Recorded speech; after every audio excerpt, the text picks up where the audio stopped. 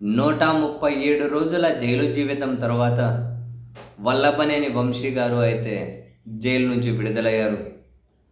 అందరికీ తెలుసు, రెడ్ బుక్‌లో ప్రధానంగా రాసుకున్న పేర్లలో వల్లభనేని వంశీ గారి పేరు కూడా ముఖ్యమైనదే, ప్రధానమైనదని. కక్షపూరితంగానే ఆయన మీద కేసులు పెట్టి ఒకటి పోతే ఒకటి అని వరుస పెట్టి పీటీ వారెంట్ అని అక్కడికి తిప్పుతూ ఇక్కడ తిప్పుతూ జైల్లో వేశారు అన్నది ఓపెన్ సీక్రెటే. అండ్ ఆయనకు హైకోర్టు 2 కేసుల్లో ముందస్తు బెయిల్ ఇస్తే వాటిని రద్దు చేయమని చెప్పి వీళ్ళు సుప్రీంకోర్టుకు వెళ్ళడాన్ని బట్టి వల్లభనేని వంశీ గారి మీద వీళ్ళ సతాయింపు ఇంకా వీళ్లకు సంతృప్తినివ్వలేదు. సో మరింతగా సంతృప్తినివ్వాలి అంటే మరికొన్ని రోజులు ఆయన జైల్లోనే ఉండాలి అని వీళ్ళు తలుస్తున్నట్లున్నారు, వీళ్ళు అనుకుంటూ ఉన్నట్టున్నారు. కానీ సుప్రీంకోర్టులో వంశీకి ఊరట వచ్చింది కాబట్టి జైలు నుంచి విడుదలైపోయారు. మరేమైనా కనుక మళ్ళీ సెకండ్ ఎపిసోడ్ ఏమైనా మరికొన్ని కేసులు వల్లభనేని వంశీ మీద పెట్టి మరికొన్ని రోజులు జైల్లో ఏమైనా పెట్టి సో ఆనందాన్ని ఏమైనా పొందుతారా అన్న విషయం ఇప్పటికైతే తెలియదు. అండ్ అదే సమయంలో వల్లభనేని వంశీ శారీరకంగా అయితే చాలా చిక్కిపోయి కనిపిస్తూ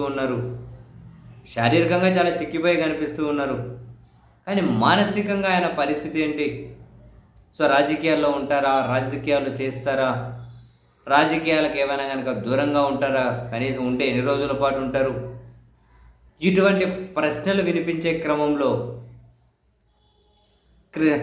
కృష్ణా జిల్లా వైసీపీ అధ్యక్షులుగా కూడా ఉన్నటువంటి మాజీ మంత్రి పేర్ని నాని గారు కొన్ని ఆసక్తికరమైన వ్యాఖ్యలు చేశారు. వల్లభనేని వంశీ ఎక్కడికి పోరు, ఇదే గన్నవరంలో ఉండే రాజకీయం చేస్తారు. వల్లభనేని వంశీని జైల్లో పెట్టి ఏదో మానసిక తృప్తి పొందిన వాళ్ళు ఈరోజు కాకుండా రేపైనా, రేపు కాకుండా ఎల్లుండికైనా, లేదు అంటే కనీసం నెక్స్ట్ 4 సంవత్సరాల తర్వాత అయినా కూడా వాళ్ళు పశ్చాత్తాపం వ్యక్తం చేసే రోజైతే ఖచ్చితంగా వస్తుంది. వల్లభనేని వంశీని కక్షపూరితంగా జైల్లో పెట్టిన వాళ్ళు కొన్ని రోజుల్లో కావచ్చు, లేకుంటే 4 సంవత్సరాల తర్వాత అయినా కావచ్చు, పశ్చాత్తాపం వ్యక్తం చేసే రోజు మాత్రం ఖచ్చితంగా వస్తుంది.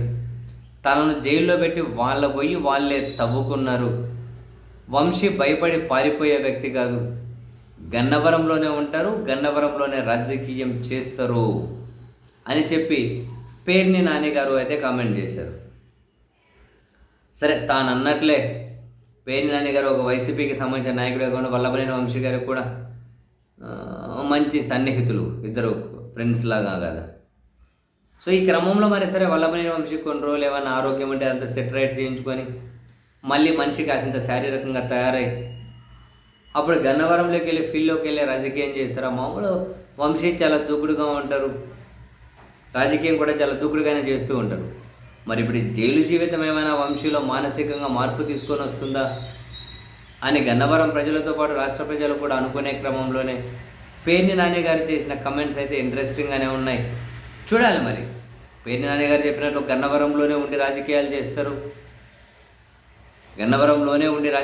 చేస్తారు, వంశీ ఎక్కడికి భయపడి పారిపోయే రకం కాదు అని అన్నీ చెబుతూ ఉన్నా దానికి ఎంత టైం పడుతుంది అన్నది కూడా ఖచ్చితంగా చూడాలి. ఎంత టైం పట్టవచ్చు, ఫస్ట్ తను శారీరకంగా కూడా కోలుకోవాలి కదా. సో మొత్తం మీద అయితే వంశీతోటి పాలకపక్షాన్ని లీడ్ చేస్తున్నటువంటి టీడీపీ డెఫినెట్లీ కక్షపూరితంగానే వ్యవహరించింది అని ఆ సంకేతాలు అయితే స్పష్టంగా కనిపిస్తూ ఉన్నాయి. కారణాలు ఏంటి అన్నది మీకు తెలుసు, నాకు తెలుసు కదా.